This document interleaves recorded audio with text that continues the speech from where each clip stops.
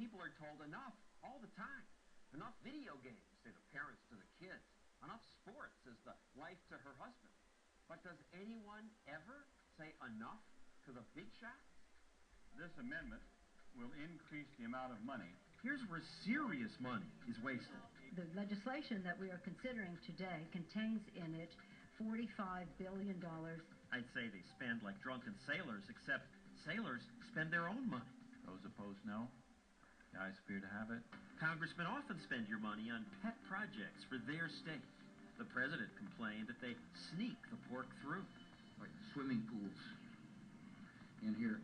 And $1 million for high-tech gear like this that looks for aliens. Not illegal aliens, but extraterrestrials. A congressman slipped it into this year's defense bill, and Congress won't even say who it was. The time has come to end this practice. But who in Congress really wants to end it?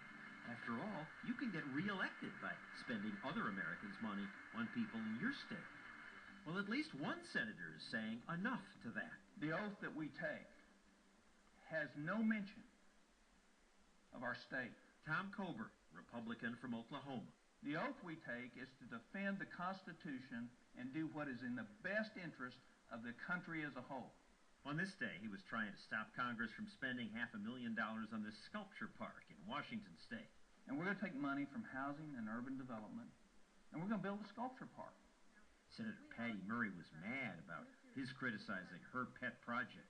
We must not, and we will not, go down the road of picking on one senator or the other on the floor of the United States Senate. Senator Kit Bond was mad, too. I don't need a senator from Oklahoma telling me what's good in Missouri or telling the senator from Washington what's good for the state of Washington. If they start stripping out this project, Senator Bond and I are likely to be taking a long, serious look at their project. As the old saying goes, what is good for the goose is good for the gander. Coburn is an unusual politician. He doesn't ask for pork for his state, and he fights others' pork, even his own party's. You're very different from your colleagues. You said enough. Enough is enough with that. And why would we continue to do things that shackle our grandchildren? Because, say these congressmen, these are useful things. We're building infrastructure in my district. If you're building infrastructure and you're stealing it from your grandchildren, how is that moral? The greatest moral issue of our time today isn't the war in Iraq, it isn't abortion, it isn't any of the other issues. It is it morally acceptable to steal opportunity and future from the next generation? I urge my friend Oklahoma to reconsider this. Coburn's biggest fight was probably with Alaska Senator Ted Stevens.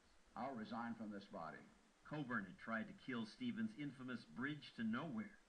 It will not happen. It will not happen. I've come to warn the Senate. If you want a wounded bull on this floor of the Senate, pass this amendment. Senator Ted Stevens said, if you do this, you'll have to carry me out of here on a stretcher. They're offended. I'm not a very good politician because I'm obviously irritating a whole lot of people. Saying, stop. Stop and think. Are you on a schedule? Maybe Coburn's willing to rock the boat because he's not a professional politician. He's an obstetrician who goes home every weekend to see patients. And now in Washington, they call him Dr. No. I will do what is necessary to do. Dr. No often loses these battles. He couldn't kill the bridge to nowhere. But lately he's been winning more.